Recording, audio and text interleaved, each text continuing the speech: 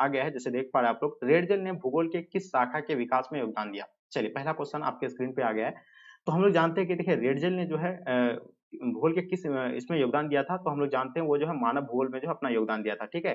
जिसको मानव भूगोल का जनक भी बाद में कहा गया, ठीक है? तो इसका आंसर आप लोग का प्यारे बच्चों राइट आंसर हो जाएँगे, ठीक है? नेक्स्ट क्वेश्चन की ओर चलते हैं, क्वेश्चन नंबर दूसरा आपके स्क्रीन पे, निश्चयवाद की धारणा के अनुसार कौन-सा घटक जो है महत्वपूर्ण है? देखिए निश्चयवाद की अवधारणा के अनुसार अगर देखा जाए, तो महत्वपूर्ण के घटक की अगर बात किया जाए प्यारे बच्चों, तो इसका आंसर आप लोग का क्या हो जाएगा? प्रकृति जो है इसका क्या महत्वपूर्ण घटक होगा, किसके अनुसार? निश्चयवाद के अनुसार, ठीक है? तो इसका आंसर आप लोग का ऑप्शन डी राइट आंसर हो जाएँगे। वहीं बात करते हैं तीसरा नंबर क्वेश्चन, भूगोल की कौन-सी शाखा प्रकृति और सामाजिक पर्यावरण के सह संबंधों का अध्ययन है? तो प्यारे बच्चों आपको पता होना चाहिए भूगोल की कौन-सी शाखा प्रकृति और सामाजिक पर्यावरण के सह संबंधों का अध्ययन है? तो हम लोग जानते हैं इसका आंसर आप लोग का क्या हो जाएगा?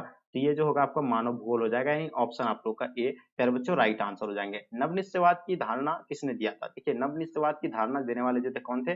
ग्रिफिथ टेलर थे, या आपको कहीं यही आपका जो है बिल्कुल इसी तरह का आप लोग एबीसीडी करके उतार लीजिएगा, ठीक है? यही आपका पेपर है ओरिजिनल वाला। क्वेश्चन नंबर 5 देखेंगे, आचरण भूगोल भूगोल की किस शाखा की उपशाखा है? देखिए आचरण भूगोल के बारे में बताना है, ये भूगोल की कौन-सी उपशाखा है? तो प्यारे बच्चों हम लोग जानते हैं ये 5 नंबर क्वेश्चन का जो आंसर होगा आप लोगों का, तो ये हो जाएगा आपका यानी सामाजिक भूगोल, यानी ऑप्शन आप लोग का बी राइट आंसर हो जाएँगे, ठीक है? व्यवहार भी भूगोल जो है सामाजिक भूगोल के अंतर्गत आएगा। क्वेश्चन नंबर 6 देखेंगे, भूगोल की कौन-सी शाखा मार्क्स के विचारों से प्रभावित है? देखिए, भूगोल की जो है कौन-सी शाखा मार्क्स के विचारों से प्रभावित है? तो हम लोग जानते हैं प्यारे बच्चों ये जो आंसर की अगर बात किया जाए तो ये मानववाद भूगोल, इसका आंसर आप लोग का परफेक्ट आंसर हो जाएँगे, ओके? चलिए क्वेश्चन नंबर 7 देखिएगा आपके स्क्रीन पे, भूगोल में गणितीय तकनीकों के प्रयोग को क्या कहते हैं? देखिए, भूगोल में जो है गणितीय तकनीक को क्या कहते हैं इसके बारे में आप लोग को बताना है। तो हम लोग जानते हैं उसको जो है मात्रात्मक क्रांति कहा जाता है और इसका आंसर आप लोग का मात्रात्मक क्रांति राइट आंसर हो जाएँगे, ओके? चलिए वहीं बात करते हैं क्वेश्चन नंबर 8 आपके स्क्रीन पे, विश्व का सबसे अधिक जनसंख्या वाला देश कौन-सा है? तो प्यारे बच्चों आपको पता होना चाहिए विश्व का सबसे अधिक जनसंख्या वाला देश की अगर बात किया जाए, तो आप लोगों को पता होगा भारत, अपना भारत जो है विश्व का सबसे बड़ा जो है क्या जनसंख्या वाला देश है। और एक चीज़ और भी आप लोगों को बता दें कि पहले चीन था, लेकिन अभी जो 1 नंबर पे था भारत आ गया, ठीक है? वहीं बात करते हैं 9 नंबर क्वेश्चन, किसी स्थान की कुल जनसंख्या तथा कुल क्षेत्र के अनुपात को क्या कहते हैं? बताइए, किसी स्थान की कुल जनसंख्या तथा कुल क्षेत्रफल के अनुपात को जो कहा जाता है उसका जनसंख्या घनत्व कहा जाता है और इसका आंसर प्यारे बच्चों ऑप्शन सी आप लोग का राइट आंसर हो जाएँगे। 10 नंबर क्वेश्चन, निम्न में से किन क्षेत्रों में जनसंख्या घनत्व कम पाया जाता है? देखिए आप लोग जानते हैं कि जहाँ उच्च ताप होगा वहाँ जनसंख्या नहीं पाया जाएगा, बिल्कुल भी नहीं पाया जाएगा। मरुभूमि में बिल्कुल भी लोग नहीं रहना पसंद करेंगे, ठीक है? रेगिस्तान में लोग घर नहीं बसाते, ठीक है? उसके बाद पर्वतीय क्षेत्रों में बिल्कुल बहुत कम बसाते हैं, लेकिन बहुत नहीं के बराबर, ठीक है? तो इसका आंसर आप लोग का इनमें से सभी हो जाएगा, यानी ऑप्शन आप लोग का डी प्यारे बच्चों राइट आंसर हो जाएगा। क्वेश्चन नंबर 11 देखेंगे, निम्न में से यानी कौन जनसंख्या जमाव को आकर्षित करता है?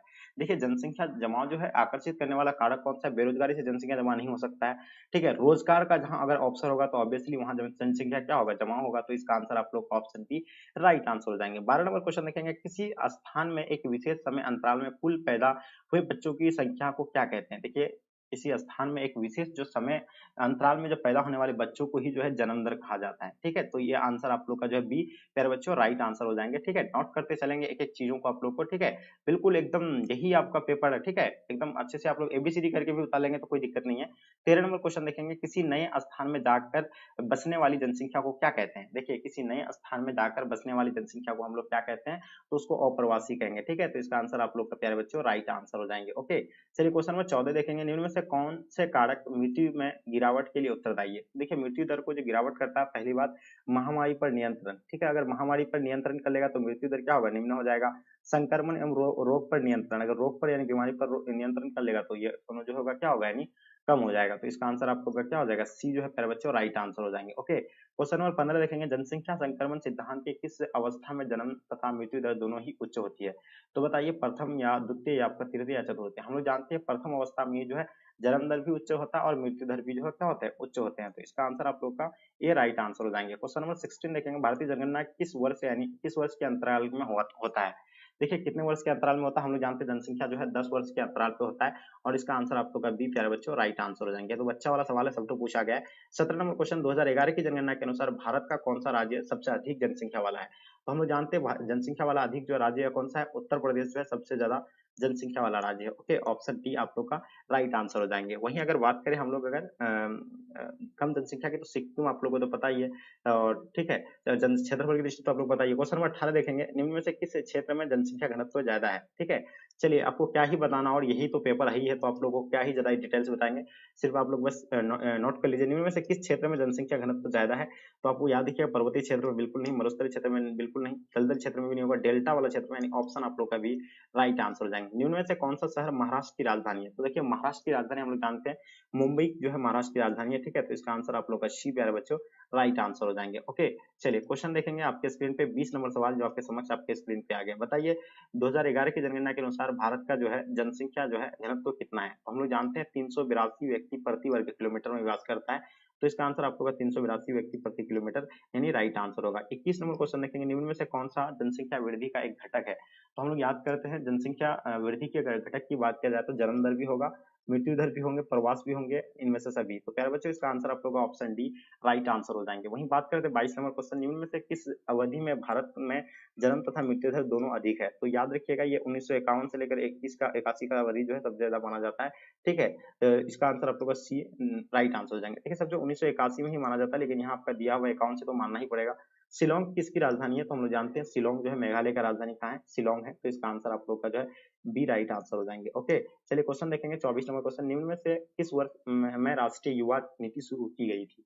देखिए, राष्ट्रीय युवा नीति जो शुरू किया गया था, ये कब किया गया था? 24 नंबर क्वेश्चन का आपको आंसर बताना है। तो हम लोग जानते हैं 24 नंबर का आंसर आप लोग का क्या हो जाएगा, ये कमेंट करके आप लोग जरूर बताइए। क्वेश्चन देखेंगे 25 नंबर क्वेश्चन, निम्न में से कौन जनसंख्या संगठक के घटक है? तो याद रखिएगा कौन सा घटक है, 25 नंबर क्वेश्चन काफी इंपॉर्टेंट है, तो याद रखिएगा ये लिंग अनुपात भी होगा, उसका साक्षरता दर, शिक्षा, ये सभी हो जाएगा। तो इनमें से आंसर आप लोग का डी राइट आंसर हो जाएंगे। बेंगलुरु मैसूर औद्योगिक क्षेत्र किस राज्य में स्थित है? तो देखिए, बेंगलुरु मैसूर औद्योगिक क्षेत्र जो होगा आपका यानी कर्नाटक में होगा, तो ऑप्शन आप लोग का बी राइट आंसर हो जाएंगे। 27 नंबर क्वेश्चन, भारत में सबसे बड़ा धार्मिक अल्पसंख्यक समुदाय कौन सा है? तो देखिए, भारत में सबसे बड़ा धार्मिक अल्पसंख्यक समुदाय की अगर बात किया जाए तो यह हो जाएगा मुस्लिम जो होगा, इसका आंसर आप लोग का डी राइट आंसर हो जाएंगे। ओके, चलिए आगे देखेंगे, अब हम लोग क्वेश्चन नंबर 28 देखेंगे, आपके स्क्रीन पे आ गया। क्या कहलाता है कि मुख्य श्रमिकों की न्यूनतम वर्ष में कितने दिन रोजगार मिलना चाहिए? देखिए, मुख्य श्रमिकों को जो रोजगार जो मिलता है 183 दिन का, मुख्य मिलता है कितना? 183 यानी 6 महीने का। ठीक है, उसके बाद हम लोग देखते हैं क्वेश्चन नंबर आपके स्क्रीन पे 29 नंबर क्वेश्चन आपके समक्ष में आ गया। ठीक है, उसके बाद हम लोग देखते हैं 29 नंबर, शादी के बाद महिलाओं का एक गांव से दूसरे गांव में होने वाली प्रवास को किस प्रकार का प्रवास कहा जाता है? देखिए, उसको जो है आंतरिक प्रवास भी कहेंगे हम लोग, क्या कहेंगे उसको? आंतरिक प्रवास कहेंगे, ग्रामीण से ग्रामीण प्रवास भी कहेंगे, अस्थायी प्रवास भी कहेंगे। तो इसका आंसर आप लोग का ऑप्शन डी राइट आंसर हो जाएंगे। ठीक है, अब हम लोग बात करते हैं लास्ट और अंतिम क्वेश्चन, जो आपका पेपर का लास्ट क्वेश्चन, आप लोगों को पता है कि 30 प्रश्न जो है पूछे जाते हैं। ठीक है, हुगली नदी के सहारे कौन सा उद्योग विकसित है? कपास बिल्कुल नहीं, क्योंकि कपास तो है ही नहीं, उससे तांबा भी नहीं होगा ये। तो जूट के लिए बिल्कुल, ये आंसर आप लोग का जो है बी, प्यारे बच्चों, राइट आंसर हो जाएंगे। तो डियर, ये जो था आपका यानी ओरिजिनल पेपर था, जो आपको हम अभी सॉल्व करवा दिए हैं। तो प्लीज आप लोग अपने अपने फ्रेंड्स के ग्रुप वगैरह जहां भी है, हर जगह आप लोग शेयर करें, ताकि आपके दोस्त लोग को भी जो है ये हेल्प होंगे, क्योंकि यही आपका पेपर है ओरिजिनल वाला। ठीक है, अब हम जो है इसका नेक्स्ट वाला क्लास में हम आपको सब्जेक्टिव वाला भी प्रश्न जो है करवा देंगे, इसका सब्जेक्टिव प्रश्न क्या है आपको वो भी करवा देंगे। ठीक है, तो ये था आपका यानी ऑब्जेक्टिव वाला जो हम क्लियर करवा दिए। तो प्लीज आप लोग जो है एक एक चीज करके एबीसीडी करके जो इसको नोट कर लीजिएगा। एक नंबर देकर के एक आंसर है बी, मतलब एक का बी है तो एक का बी उतार लीजिएगा, दो का डी है तो दो का डी उतार लीजिएगा, यानी इस तरह उतार करके पेपर में लेके जाइए, एकदम बिल्कुल छाप दीजिए, यही आपका हूबहू पेपर है। बस आपको निश्चिंत रहना है। तो मेरे डियर, बस आपसे मेरी थोड़ी छोटी सी रिक्वेस्ट है कि प्लीज आप लोग अपने अपने फ्रेंड्स के ग्रुप वगैरह जहां भी है, हर जगह शेयर कर दे, ताकि आपके दोस्त लोग जो है क्लास में जुड़ पाएंगे। तो डियर, उम्मीद करता हूँ कि ये क्लास आप लोगों को पसंद आया है।